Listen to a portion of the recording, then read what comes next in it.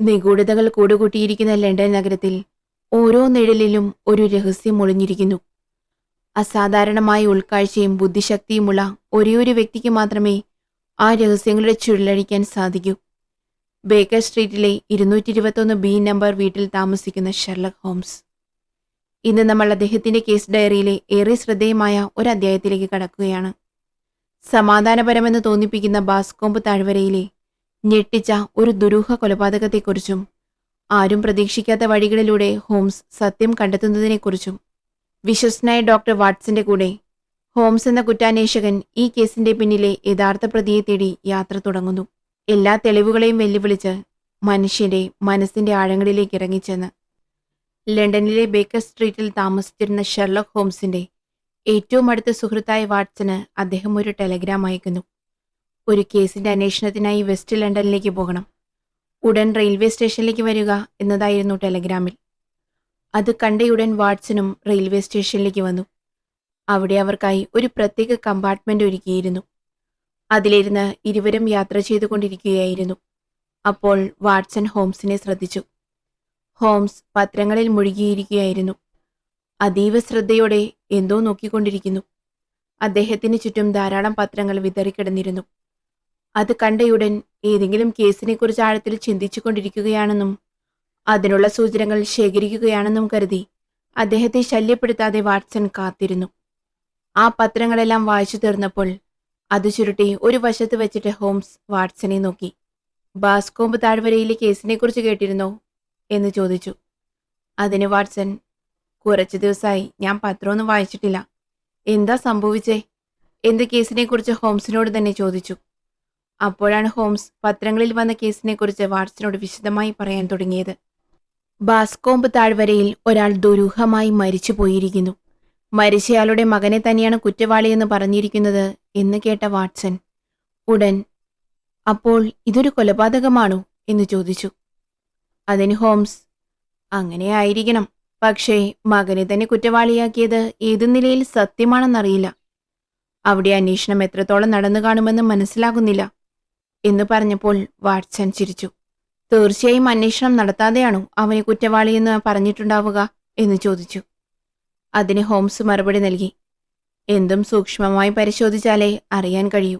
കണ്ണാൽ കാണുന്നതും കള്ളം, കാതുകൊണ്ട് കേൾക്കുന്നതും കള്ളം എന്ന് പറയുന്നത് പോലെയാണിത്. അതുപോലെയാകാനും സാധ്യതയുണ്ട്. അങ്ങനെയാണോ? എങ്കിൽ ഈ കേസിനെക്കുറിച്ച് കൂടുതലൊന്ന് പറയൂ എന്ന് അദ്ദേഹം ചോദിച്ചപ്പോൾ ഹോംസ് പറയാൻ തുടങ്ങി. ബാസ്കോംബ് താഴ്വര ഒരു ഗ്രാമീണ പ്രദേശമാണ്. അത് റാസ് ടൗണിനടുത്താണ്. ആ ടൗൺ പരിസരത്ത് ഒരു വലിയ ധനികനുണ്ട്. അദ്ദേഹത്തിന്റെ പേര് ജോൺ. അദ്ദേഹം ഓസ്ട്രേലിയയിൽ ജോലി ചെയ്യുമ്പോൾ ഒരുപാട് പണം സമ്പാദിച്ച് ഇവിടെ സ്ഥലം വാങ്ങി വലിയ ധനികനായി ജീവിക്കുകയായിരുന്നു. അദ്ദേഹത്തിന് ഒരടുത്ത സുഹൃത്തുണ്ട്. അദ്ദേഹത്തിന്റെ പേര് ചാൾസ്. ഇദ്ദേഹവും ഓസ്ട്രേലിയയിൽ വച്ചാണ് അദ്ദേഹത്തിന്റെ സുഹൃത്തായത്. അതിനുശേഷം ഇവിടെ വന്ന് ഇരുവരും സൗഹൃദത്തിൽ കഴിഞ്ഞിരുന്നു. ഈ ചാൾസിന് ജോൺ ധാരാളം സാമ്പത്തിക സഹായങ്ങളും മറ്റ് സഹായങ്ങളും ചെയ്തിട്ടുണ്ട്. ഇരുവരും സൗഹൃദത്തിൽ കഴിഞ്ഞിരുന്നുവെങ്കിലും മറ്റുള്ളവരുമായി അധികം ഇടപഴകിയിരുന്നില്ല. ഇരുവർക്കും ഭാര്യമാരുണ്ടായിരുന്നില്ല. ജോണിന് 18 വയസ്സുള്ള ഒരു മകളും ചാൾസിന് 18 വയസ്സുള്ള ഒരു മകനുമുണ്ട്. ജോണും ചാൾസും കുതിരപ്പന്തയങ്ങളിൽ അതീവ താല്പര്യമുള്ളവരായിരുന്നു. ഇങ്ങനെയുള്ളൊരു സമയത്താണ് ചാൾസ് തിങ്കളാഴ്ച ജൂൺ 3-ാം തീയതി റാസ് ടൗണിലേക്ക് കുതിരവണ്ടിയിൽ പുറപ്പെട്ടത്. പോയ ഉടൻ തന്നെ, എനിക്കൊരാളെ വേഗത്തിൽ കാണാൻ പോണം, 3 മണിയോടെ വീട്ടിലെത്തണം എന്ന് കുതിരവണ്ടിക്കാരനോട് പറഞ്ഞു. തിരിച്ച് വീട്ടിലെത്തിയ ഉടൻ തന്നെ ഇറങ്ങി വേഗത്തിൽ ബാസ്കോംബ് കുളക്കരയിലേക്ക് പോയി. അവിടെ പോയ അയാൾ തിരിച്ച് ജീവനോടെ വന്നില്ല. ചാൾസിന്റെ വീട്ടിൽ നിന്ന് ബാസ്കോംബ് കുളക്കര വരെ 1/4 മൈൽ ദൂരമുണ്ടാകും. ചാൾസ് അന്ന് അവിടേക്ക് പോയത് 2 പേർ കണ്ടിരുന്നു. ഒരാൾ ഒരു വയസ്സായ സ്ത്രീ, മറ്റൊരാൾ വില്യം. ഈ വില്യം ജോണിന്റെ കുതിരപ്പന്തയങ്ങൾ ശ്രദ്ധിക്കുന്നയാളാണ്. ഇരുവരും അദ്ദേഹം ഒറ്റയ്ക്ക് നടന്നു പോകുന്നത് കണ്ടിരുന്നു. അതിനുശേഷം ചാൾസിനെ പിന്തുടർന്ന് അദ്ദേഹത്തിന്റെ മകൻ ജെയിംസ് തോക്കുമായി വേഗത്തിൽ നടന്നു പോകുന്നതും കണ്ടിരുന്നു. ഇതാണ് അവന് എതിരായി മാറിയ ഏറ്റവും വലിയ തെളിവെന്ന് പറഞ്ഞ ഹോംസ് തുടർന്നു പറയാൻ തുടങ്ങി. വില്യമിന്റെ കാഴ്ചയിൽ നിന്ന് ജെയിംസും ചാൾസും മറിഞ്ഞതിനു ശേഷം അവരെ ഒരു യുവതി കണ്ടിരുന്നു. അവൾക്ക് ഏകദേശം 14 വയസ്സുണ്ടാകും. അവിടെ പൂക്കൾ പറിക്കാൻ പോയതായിരുന്നു. ആ സ്ഥലത്ത് ചാൾസും ജെയിംസും വലിയ വാക്കുതർക്കത്തിൽ ഏർപ്പെട്ടിരിക്കുകയായിരുന്നു. തന്റെ അച്ഛനെ അടിക്കാൻ ജെയിംസ് കൈയോങ്ങി. ആ കൊച്ചു പെൺകുട്ടി അത് കണ്ട് ഭയന്നോടിപ്പോയി അടുത്തുള്ള ലോഡ്ജിൽ ജോലി ചെയ്തുകൊണ്ടിരുന്ന സ്വന്തം അമ്മയോട് പറഞ്ഞു. ആ ലോഡ്ജ് ജോണിന്റെ ഉടമസ്ഥതയിലുള്ളതായിരുന്നു. അവൾ അമ്മയോട് പറഞ്ഞുകൊണ്ടിരിക്കുമ്പോൾ തന്നെ ജെയിംസ് അങ്ങോട്ടേക്ക് വന്നു ചേർന്നു. അവൻ വളരെ പരിഭ്രാന്തനായിരുന്നു. തന്റെ അച്ഛൻ മരിച്ചുപോയെന്ന് അവൻ അവരോട് പറഞ്ഞു. അവന്റെ കയ്യിലും ഷർട്ടിന്റെ കൈകളിലും രക്തമുണ്ടായിരുന്നു. കയ്യിൽ തോക്കുണ്ടായിരുന്നില്ല. ഉടൻ അവർ പുറപ്പെട്ട് അവിടെ ചെന്ന് നോക്കിയപ്പോൾ പുൽമേട്ടിൽ അവന്റെ അച്ഛൻ മരിച്ചു കിടക്കുന്നുണ്ടായിരുന്നു. മരിച്ചയാളുടെ തലയിലെ മുറിവ് കണ്ടാൽ മൂർച്ചയില്ലാത്ത ആയുധം കൊണ്ട് ആരോ ശക്തമായി ആക്രമിച്ചതുപോലെയാണ്. അത് ജെയിംസിന്റെ തോക്കിന്റെ പിൻഭാഗം കൊണ്ടാകാനും സാധ്യതയുണ്ട്. ഇതൊക്കെ വെച്ചാണ് അവനെ കുറ്റവാളിയെന്ന് പറഞ്ഞ് അറസ്റ്റ് ചെയ്തത്. അവനെ ജഡ്ജിയുടെ മുന്നിൽ നിർത്തി.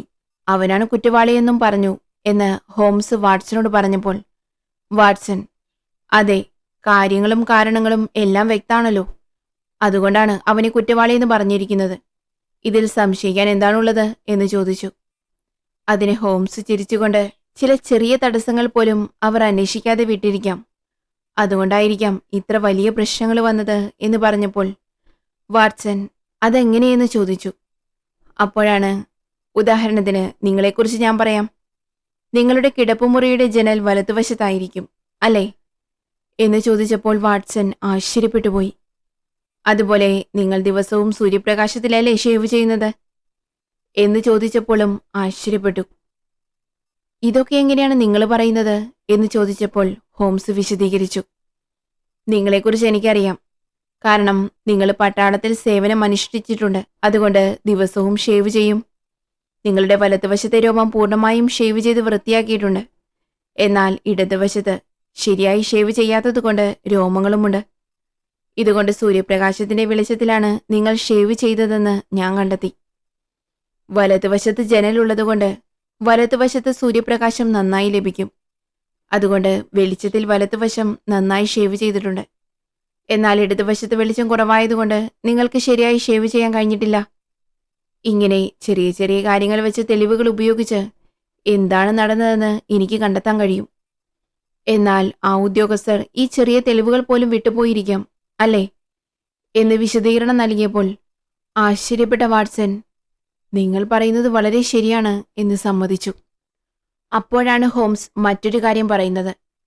ഞാനിതിൽ ചില കാര്യങ്ങൾ സൂക്ഷ്മമായി നിരീക്ഷിച്ചു നോക്കിയപ്പോൾ എനിക്ക് മാനസികമായി കൂടുതൽ ആശയക്കുഴപ്പങ്ങൾ ഉണ്ടാക്കിയ പല കാര്യങ്ങളും ഉണ്ടായിരുന്നു. കാരണം കൊലപാതകം നടന്ന് അവൻ വീട്ടിൽ തിരിച്ചെത്തിയതിനു ശേഷം കുറെ കഴിഞ്ഞാണ് അവനെ അറസ്റ്റ് ചെയ്യുന്നത്. അറസ്റ്റ് ചെയ്യുമ്പോൾ ഇതവൻ പ്രതീക്ഷിച്ചതായി പറഞ്ഞിരുന്നു. എന്നാൽ കുറ്റം സമ്മതിച്ചില്ല. ഞാനിതൊന്നും ചെയ്തിട്ടില്ല, നിരപരാധിയാണെന്ന് പറഞ്ഞിരുന്നു. ഇങ്ങനെയുള്ള പല കാര്യങ്ങളുമുണ്ട്. അതുപോലെ ജെയിംസ് നൽകിയ മൊഴി ഇതിലുണ്ട്. ഈ പത്രം ഒന്ന് വായിച്ചു നോക്കൂ എന്ന് പറഞ്ഞ് ഹോംസ് വാട്സന് നൽകി. വാട്സൺ അത് വായിച്ചു. മരിച്ച മിസ്റ്റർ ചാൾസിന്റെ ഏക മകൻ മിസ്റ്റർ ജെയിംസ് പറയുന്നത് എന്ന് അതിൽ രേഖപ്പെടുത്തിയിരുന്നു. ഞാൻ 3 ദിവസമായി ബ്രിസ്റ്റോളിലായിരുന്നു. 3-ാം ദിവസം തിങ്കളാഴ്ച രാവിലെയാണ് ഞാൻ വീട്ടിലെത്തിയത്. ഞാൻ വന്നപ്പോൾ എൻ്റെ അച്ഛൻ വീട്ടിലുണ്ടായിരുന്നില്ല. റാസ് നഗരം വരെ പോയിരിക്കുകയാണെന്ന് വേലക്കാരി പറഞ്ഞു. റാസ് നഗരത്തിൽ നിന്ന് തിരിച്ചു വന്ന ഉടൻ അദ്ദേഹം വണ്ടിയിൽ നിന്നിറങ്ങി വീടിനകത്തേക്ക് വരാതെ നേരെ എങ്ങോട്ടോ നടന്നുപോയി. ശരി, അദ്ദേഹം വരട്ടെ എന്ന് കരുതി ഞാൻ തോക്കെടുത്ത് കുളക്കര കടന്ന് മുയലുകൾ പ്രജനനം ചെയ്യുന്ന മാളങ്ങളുള്ള സ്ഥലത്തേക്ക് പോയി. അങ്ങനെ പോകുമ്പോൾ എൻ്റെ അച്ഛൻ എനിക്ക് മുന്നിൽ പോയിക്കൊണ്ടിരിക്കുകയാണെന്ന് എനിക്കറിയില്ലായിരുന്നു. അപ്പോഴാണ് എതിർദിശയിൽ വില്യം എന്നെ കണ്ടത്. അതിനുശേഷം ഞാൻ കുളക്കരയുടെ അടുത്തെത്തിയപ്പോൾ ഒരു ശബ്ദം കേട്ടു.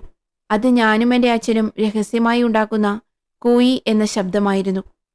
ആ രഹസ്യക്കോഡ് മറ്റാർക്കും അറിയില്ലായിരുന്നു. പക്ഷെ അപ്പോൾ ആ ശബ്ദം അദ്ദേഹം മറ്റാർക്കു വേണ്ടി ഉണ്ടാക്കുകയായിരുന്നു. കാരണം ഞാൻ ബ്രിസ്റ്റോളിൽ നിന്ന് വന്നത് അദ്ദേഹത്തിന് അറിയില്ലായിരുന്നു. അങ്ങനെയിരിക്കുമ്പോൾ ഞാൻ അദ്ദേഹത്തിന്റെ അടുത്ത് പോയി നിന്നു. അദ്ദേഹം അത്ഭുതപ്പെട്ടു പോയി. എന്നെ അവിടെ പ്രതീക്ഷിച്ചിരുന്നില്ല. ഉടൻ എന്നോട്, നീ എന്തിനാണ് ഇവിടെ വന്നത് എന്ന് ചോദിച്ച് അലറി. അതിനുശേഷം ഇരുവരും സംസാരിച്ച് വാക്കുതർക്കം മൂർച്ഛിച്ച് കയ്യേറ്റത്തിലേക്കെത്തി. അദ്ദേഹത്തിന്റെ ദേഷ്യം നിയന്ത്രിക്കാൻ കഴിയില്ലെന്ന് കരുതി ഞാൻ അവിടെ നിന്ന് ഇറങ്ങിപ്പോന്നു. 150 യാർഡ് ദൂരം പിന്നിട്ടിട്ടുണ്ടാവും. 1 യാർഡെന്നത് 3 അടിയാണ്. ആ സമയത്ത് ഭയങ്കരമായൊരു നിലവിളി കേട്ടു. അതെന്റെ അച്ഛൻ്റെതായിരുന്നു. അപ്പോൾ തോക്ക് അവിടെ ഇട്ടിട്ട് ഞാൻ ഓടിപ്പോയി നോക്കി. അദ്ദേഹം വീണുകിടക്കുമായിരുന്നു. അദ്ദേഹത്തിന്റെ തലയിൽ ആരോ ശക്തമായി അടിച്ചിരുന്നു. അത് കണ്ടപ്പോൾ ഞാൻ അദ്ദേഹത്തെ താങ്ങിപ്പിടിച്ചു. എന്നാൽ അപ്പോഴേക്കും അദ്ദേഹം മരിച്ചിരുന്നു. അതിനുശേഷമാണ് അടുത്തുള്ള ലോഡ്ജിൽ പോയി സഹായം ചോദിച്ചത്. അവർ വന്ന് നോക്കി. ഇതാണ് സംഭവിച്ചതെന്ന് പറഞ്ഞ് അവൻ നിർത്തി. അതിനുശേഷം അന്വേഷണത്തിൽ അദ്ദേഹം അവസാനമായി എന്തെങ്കിലും പറഞ്ഞിരുന്നോ എന്ന് ചോദിച്ചിരുന്നു. അതിന് അവൻ അതേന്ന് പറഞ്ഞു. എന്തോ എലി എന്ന് പറയുന്നത് പോലെ റാറ്റ് എന്നൊരു വാക്ക്. അതിനുശേഷം മറ്റൊന്നും പറഞ്ഞില്ല എന്ന് പറഞ്ഞിരുന്നു. അതിനുശേഷം മറ്റൊരു ചോദ്യം ചോദിച്ചിരുന്നു. അടുത്തെന്തെങ്കിലും ആയുധം കിടന്നിരുന്നോ എന്ന് ചോദിച്ചപ്പോൾ അവൻ ഒരായുധവും കിടന്നിരുന്നില്ല. എന്നാൽ ഞാൻ ഓടി വരുമ്പോൾ അടുത്ത് ഇടതുവശത്ത് എന്തോ ചാരനിറത്തിൽ കോട്ടുപോലെയുള്ള ഒരു സാധനം കിടന്നിരുന്നു. എന്റെ അച്ഛനെ താങ്ങിപ്പിടിച്ച് പരിഭ്രാന്തനായിരുന്നപ്പോൾ അത് ശരിയായി ശ്രദ്ധിക്കാൻ എനിക്ക് കഴിഞ്ഞില്ല. എഴുന്നേറ്റ് സഹായം ചോദിക്കാൻ പോയി തിരിച്ചു വന്നപ്പോൾ ആ സാധനം അവിടെ ഉണ്ടായിരുന്നില്ല എന്ന് പറഞ്ഞു. അതിനുശേഷം മറ്റൊരു ചോദ്യം ചോദിച്ചു.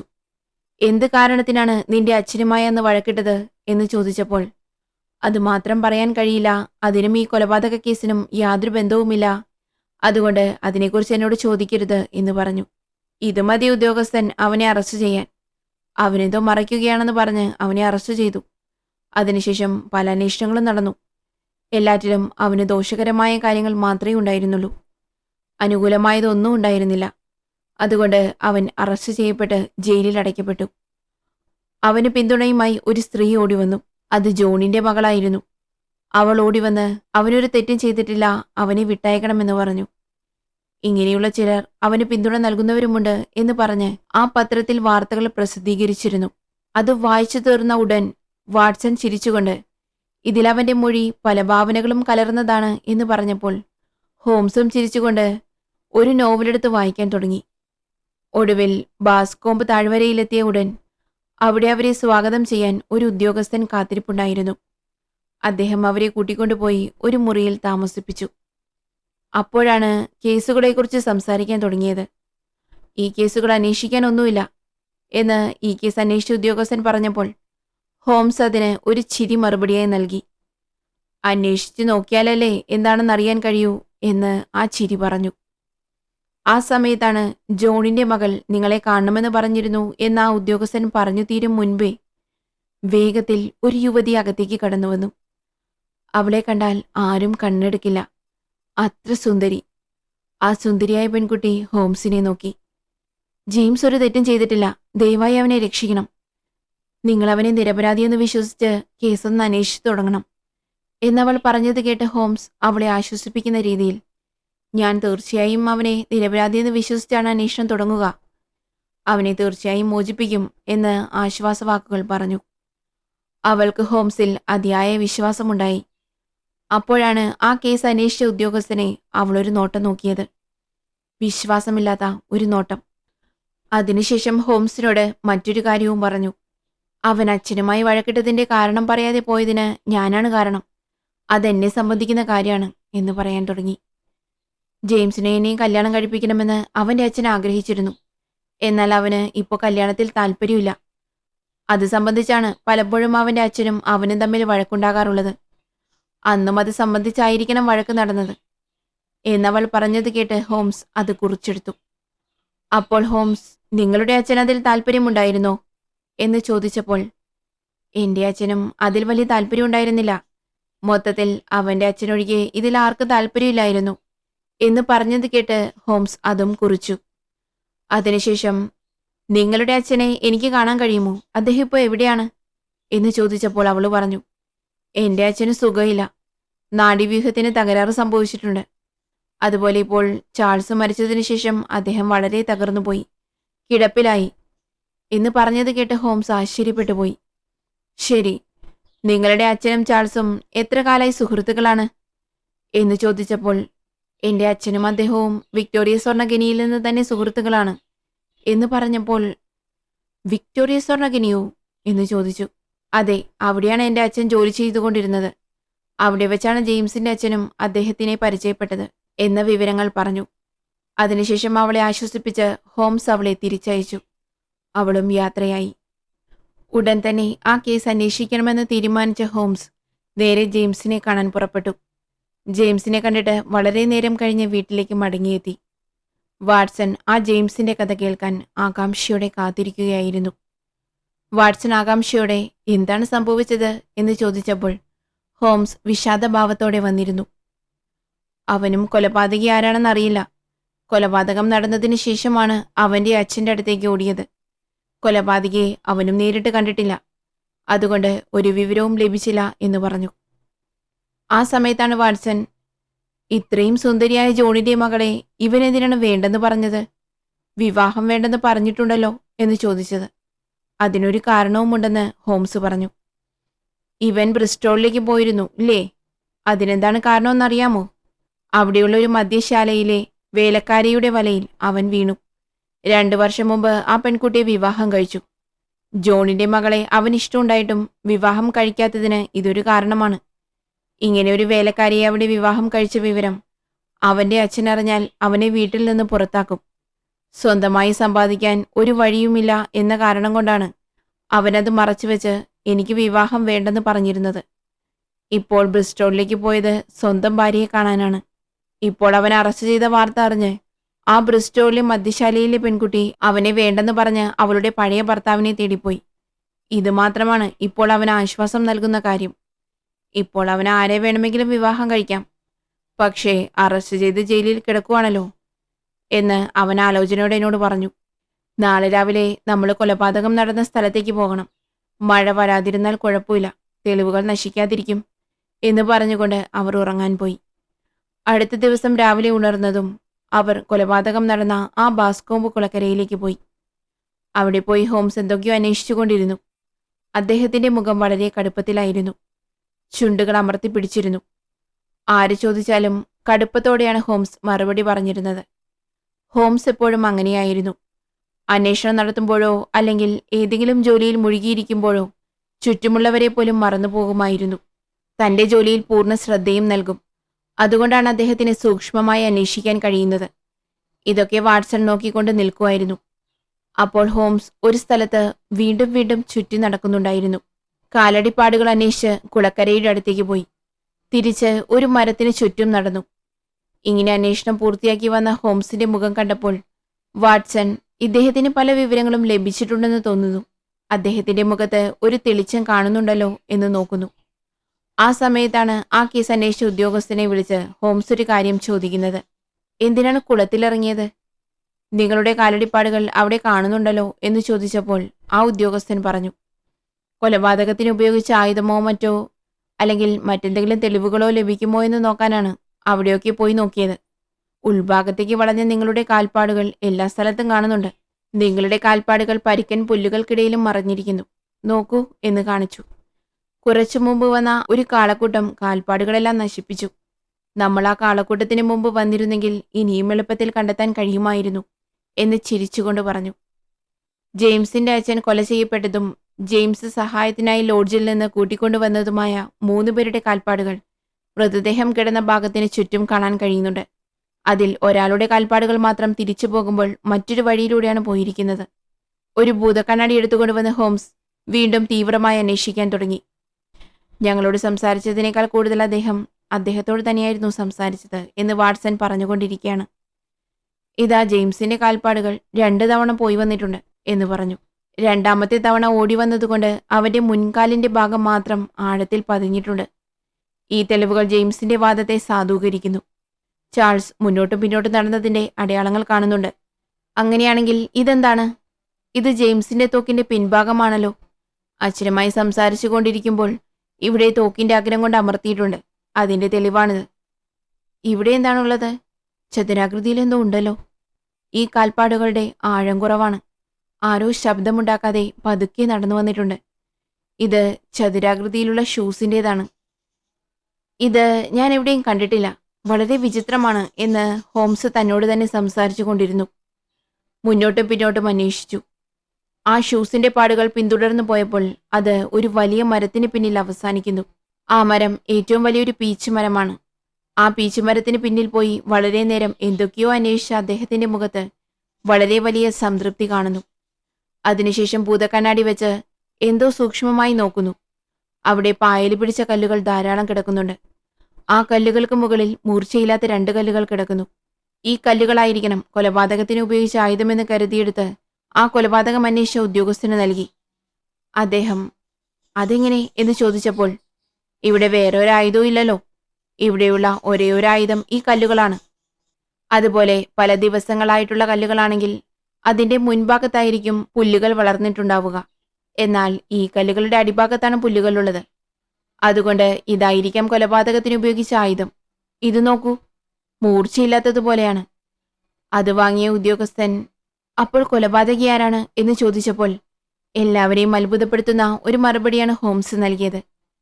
കൊലപാതകി ഉയരം കൂടിയവനാണ്, ഇടത് കയ്യനാണ്, വലതുകാൽ മുടന്തുള്ളവനാണ്, മുട്ടുവരെ എത്തുന്ന കട്ടിയുള്ള തോൾച്ചെരുപ്പുകൾ ധരിക്കുന്നവനാണ്, ഇന്ത്യൻ ചുരുട്ട് വലിക്കുന്നവനാണ്, ചുരുട്ട് കുഴലിൽ വെച്ച് വലിക്കുന്ന ശീലമുള്ളവനാണ്, പോക്കറ്റിൽ പേനാക്കത്തി വെച്ചിട്ടുള്ളവനാണ്. ഇതുകൂടാതെ മറ്റു പല അടയാളങ്ങളും ഇതിലുണ്ട്. എന്നാൽ കൊലപാതകിയെ കണ്ടെത്താൻ ഞാൻ ഈ പറഞ്ഞ സൂചന മതിയാകും എന്ന് കരുതുന്നു എന്ന് ഹോംസ് പറഞ്ഞത് കേട്ട് ആ ഉദ്യോഗസ്ഥൻ, കോടതിക്ക് ഈ തെളിവുകൾ മാത്രം പോരാ, കുറ്റവാളി ആരാണെന്നുള്ള യഥാർത്ഥ തെളിവ് വേണം എന്ന് ചോദിച്ചപ്പോൾ ഹോംസ് ചിരിച്ചുകൊണ്ട് പറഞ്ഞു, ഞാൻ ഉച്ചയ്ക്കൊരു സ്ഥലം വരെ പോകുന്നുണ്ട്. തീർച്ചയായും കുറ്റവാളിയെ കൂട്ടിക്കൊണ്ടുവരും. നിങ്ങളും നിങ്ങളുടെ വഴിയിൽ കുറ്റവാളിയെ അന്വേഷിക്കൂ എന്ന് പറഞ്ഞിട്ട് പുറപ്പെട്ടു. അപ്പോഴാണ് വീട്ടിലെത്തിയ ഉടൻ ഹോംസ് വാട്സനോടൊരു കാര്യം പറയുന്നത്. നമുക്ക് 2 കാര്യങ്ങളിൽ ആശയക്കുഴപ്പമുണ്ടായിരുന്നു. ഈ കൂയി എന്ന ശബ്ദവും, അതായത് രഹസ്യക്കോഡ്, തന്റെ മകനല്ലാതെ മറ്റാർക്കോ വേണ്ടി അദ്ദേഹം ഉണ്ടാക്കിയിട്ടുണ്ട്. അതാരാണെന്ന് കണ്ടെത്തണം. മറ്റൊന്ന്, എലി എന്നർത്ഥം വരുന്ന റാറ്റ് എന്ന വാക്ക് അദ്ദേഹം മരിക്കുമ്പോൾ പറഞ്ഞിട്ടുണ്ട്. അതുകൊണ്ട് അതിനും എന്താണ് അർത്ഥം? ഈ 2 കാര്യങ്ങളും അറിഞ്ഞാൽ കൊലപാതകി ആരാണെന്ന് എളുപ്പത്തിൽ കണ്ടെത്താൻ കഴിയും. അതിനെക്കുറിച്ചാണ് നമ്മൾ 2 പേരും ഇപ്പോൾ ചർച്ച ചെയ്യാൻ പോകുന്നത്. അപ്പോഴാണ് ഹോംസ് ഒരു കാര്യം പറയുന്നത്. കൂയി എന്ന ശബ്ദം തനിക്ക് അടുത്തുള്ളവരോട് മാത്രമേ അദ്ദേഹം ഉപയോഗിച്ചിട്ടുണ്ടാവൂ. സ്വന്തം മകനോട് ആ ശബ്ദം ഉപയോഗിക്കുന്ന അദ്ദേഹം തന്റെ സുഹൃത്തുക്കളോടും ആ ശബ്ദം ഉപയോഗിച്ചിരിക്കാം. അങ്ങനെയാകുമ്പോൾ ചാൾസിന് അടുത്ത സുഹൃത്ത് ആരായിരിക്കാം? അദ്ദേഹം ഓസ്ട്രേലിയയിൽ ജോലി ചെയ്യുമ്പോൾ പരിചയപ്പെട്ട ഏതെങ്കിലും സുഹൃത്തായിരിക്കാം.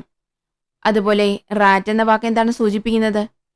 ഓസ്ട്രേലിയയിലുള്ള പാലറാറ്റ് എന്ന സ്ഥലത്തെയാണ് സൂചിപ്പിക്കുന്നത്.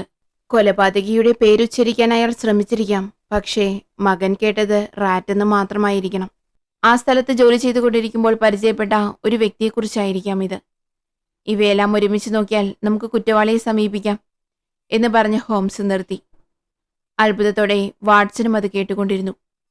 മറ്റൊരു കാര്യം എന്തെന്നാൽ, ചാരനിറമുള്ള കോട്ട് ധരിച്ച പാലററ്റ് നഗരത്തിൽ നിന്നുള്ള ഒരു ഓസ്ട്രേലിയക്കാരായിരിക്കണം ഈ കൊലപാതകം ചെയ്തിട്ടുണ്ടാവുക. അതുപോലെ അവന്റെ വീട് ഈ കുളക്കരയുടെ അടുത്തായി എവിടെയെങ്കിലും ആയിരിക്കണം. ഇതെല്ലാം വെച്ച് നമുക്ക് എളുപ്പത്തിൽ കണ്ടെത്താൻ കഴിയില്ലേ എന്ന് ഹോംസ് വാട്സനോട് പറഞ്ഞുകൊണ്ടിരുന്നു. അപ്പോൾ വാട്സൺ സംശയത്തോടെ ഒരു ചോദ്യം ചോദിച്ചു. അവൻ കാൽ മുടന്തുള്ളവനാണെന്ന് എങ്ങനെ കണ്ടെത്തി എന്ന് ചോദിച്ചപ്പോൾ ഹോംസ് മറുപടി നൽകി. അവന്റെ വലതു കാൽപ്പാടും ഇടതു കാൽപ്പാടും വ്യത്യസ്തമായിരുന്നു. അത് വെച്ചാണ് ഞാൻ കണ്ടെത്തിയത് എന്ന് പറഞ്ഞു. ഉടൻ വാട്സൺ ഇടതു കയ്യനാണെന്ന് എങ്ങനെ അറിഞ്ഞു എന്ന് ചോദിച്ചപ്പോൾ, ചാൾസ് ഇടതുവശത്തെ പിൻകഴുത്തിന് ഭാഗത്ത് ക്രൂരമായി ആക്രമിക്കപ്പെട്ടുവെന്ന് പോസ്റ്റ്മോർട്ടം റിപ്പോർട്ടിൽ വായിച്ചു. അതുകൊണ്ട് ഇടതു കയ്യന്മാർക്ക് മാത്രമേ ഇത്ര ക്രൂരമായ ആക്രമണം ഇടതുവശത്ത് നടത്താൻ കഴിയൂ എന്ന് മനസ്സിലാക്കി. അവൻ ഇടതു കയ്യനാണെന്ന് ഞാൻ കണ്ടെത്തിയെന്ന് പറഞ്ഞു. അതിനുശേഷം മറ്റൊരു കാര്യവും അദ്ദേഹം പറഞ്ഞു. ചാൾസും ജെയിംസും സംസാരിച്ച് വാക്കുതർക്കത്തിലായിരുന്നപ്പോൾ കൊലപാതകി അടുത്തുള്ള മരത്തിന് പിന്നിലായി ഒളിച്ചിരിക്കുമായിരുന്നു. അവിടെ നിന്ന് ചുരുട്ട് വലിച്ചുകൊണ്ടിരുന്നു. അതുപോലെ ചുരുട്ട് വലിക്കുമ്പോൾ വരുന്ന ചാരം മരത്തിന് പിന്നിലേക്കിട്ടാണ് തട്ടിയിരുന്നത്. അതും ഞാൻ കണ്ടു. അത് ഒരു ഇന്ത്യൻ ചുരുട്ടായിരുന്നു. ചുരുട്ടുകളെക്കുറിച്ച് ഞാൻ അന്വേഷിച്ചുകൊണ്ടിരിക്കുന്നത് നിങ്ങൾക്കറിയാലോ. അതുകൊണ്ട് അത് എളുപ്പത്തിൽ ഞാൻ കണ്ടെത്തി. അങ്ങനെയുള്ള ചുരുട്ടുകൾ സിഗരറ്റിനേക്കാൾ ഭാരം കൂടിയതായിരിക്കും. അത് വായിൽ കടിച്ചു പിടിച്ചുകൊണ്ട് മാത്രമേ വലിക്കാൻ കഴിയൂ. എന്നാൽ അതിൽ കടിച്ചിട്ടുള്ളതിൻ്റെ യാതൊരു അടയാളവും ഇല്ല. അതുകൊണ്ട് അത് കുഴലിൽ വെച്ചാണ് അദ്ദേഹം വലിച്ചിട്ടുണ്ടാവുക എന്ന് ഞാൻ കണ്ടെത്തി. അതുപോലെ ചുരുട്ട് ചെത്തിയിട്ട് മാത്രമേ കത്തിക്കാൻ കഴിയൂ. അതിനുവേണ്ടി അദ്ദേഹം ഒരു മൂർച്ചയില്ലാത്ത പേന കത്തിയാണ് ഉപയോഗിച്ചിട്ടുണ്ടാവുക എന്ന് മനസ്സിലായി. ഇതൊക്കെ വെച്ചാണ് ഞാൻ അടയാളം പറഞ്ഞത് എന്ന് പറഞ്ഞു. ഇത്ര വ്യക്തമായും കൃത്യമായും ഇതൊക്കെ വെച്ച് സൂചനകൾ ഒരുമിപ്പിച്ച ഹോംസിനെ വാട്സൺ ഭയങ്കരമായി അഭിനന്ദിച്ചു. ഇത്രയും അറിഞ്ഞിട്ടും ആളെ ആരാണെന്ന് അറിയില്ലല്ലോ എന്ന് സംസാരിച്ചു കൊണ്ടിരിക്കുമ്പോൾ തന്നെ ആ മുറിയിലേക്ക് ഒരു ഉയരം കൂടിയ രൂപം കടന്നുവന്നു. അതാരാണെന്ന് നോക്കിയപ്പോൾ അദ്ദേഹം വളരെ കഷ്ടപ്പെട്ട് നടന്ന് അവരുടെ മുന്നിലുള്ള കസേരയിലിരുന്നു. തന്നെ ജോൺ എന്ന് പരിചയപ്പെടുത്തി. ആ നാട്ടിലെ ഏറ്റവും വലിയ ധനികൻ ജോൺ. നിങ്ങളെന്തിനാണ് എന്നോട് വരാൻ പറഞ്ഞത് എന്ന് ഹോംസിനെ നോക്കി ജോൺ ചോദിച്ചപ്പോൾ ഹോംസ് നിങ്ങൾക്കറിയില്ലേ എന്ന് തിരിച്ചു ചോദിച്ചു. ഉടൻ അദ്ദേഹത്തിന്റെ മുഖം വാടിപ്പോയി. ഞങ്ങൾക്കെല്ലാം അറിയാമെന്ന് പറഞ്ഞപ്പോൾ അയാൾ സത്യം സമ്മതിച്ചു. ഞാനാണ് കൊലപാതകം ചെയ്തത്. എന്നാൽ ജെയിംസിനെ കൊടുക്കുക എന്നത് എൻ്റെ ഉദ്ദേശമല്ലായിരുന്നു. എൻ്റെ മകൾക്ക് ഞാൻ കൊലപാതകയാണെന്നറിഞ്ഞാൽ അവൾക്ക് താങ്ങാൻ കഴിയില്ല. ഇതിൽ നിന്ന് എങ്ങനെയെങ്കിലും രക്ഷിക്കണമെന്ന് പറഞ്ഞ് വിതുമ്പിക്കരഞ്ഞു. ഹോംസ് അയാളെ ആശ്വസിപ്പിച്ചു.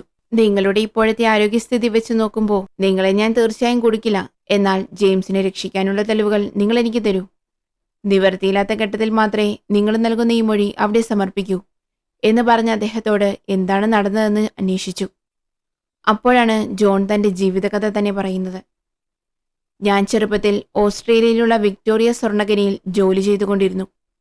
അപ്പോൾ കുറച്ച് മോശം സുഹൃത്തുക്കളോടൊപ്പം ചേർന്ന് സ്വർണ്ണഖനിയിൽ നിന്ന് പോകുന്ന വണ്ടികളെ കൊള്ളയടിക്കാൻ പദ്ധതിയിട്ടു.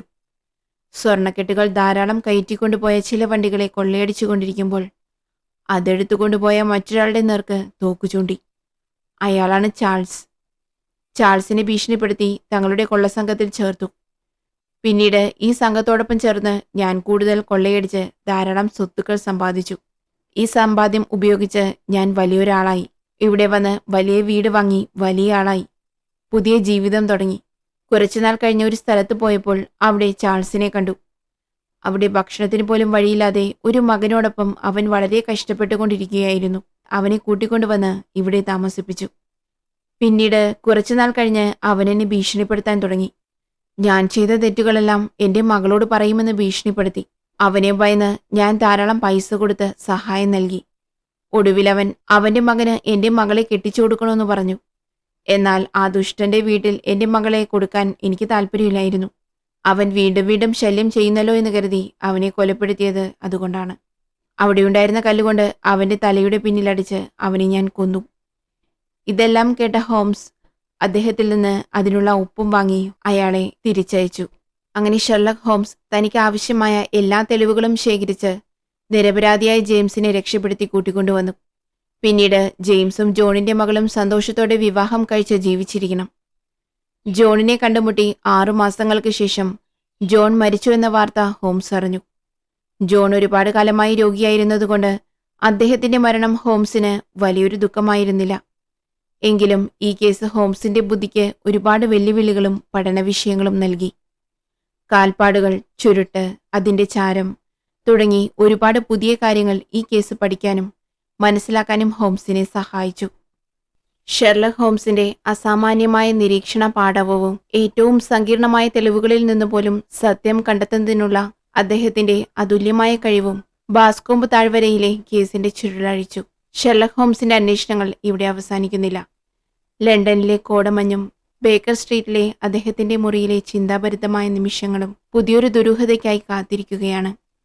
അടുത്ത കേസിന്റെ സങ്കീർണതകൾ അദ്ദേഹത്തിന്റെ മനസ്സിൽ ഇതിനകം രൂപപ്പെട്ടുകൊണ്ടിരിക്കാം.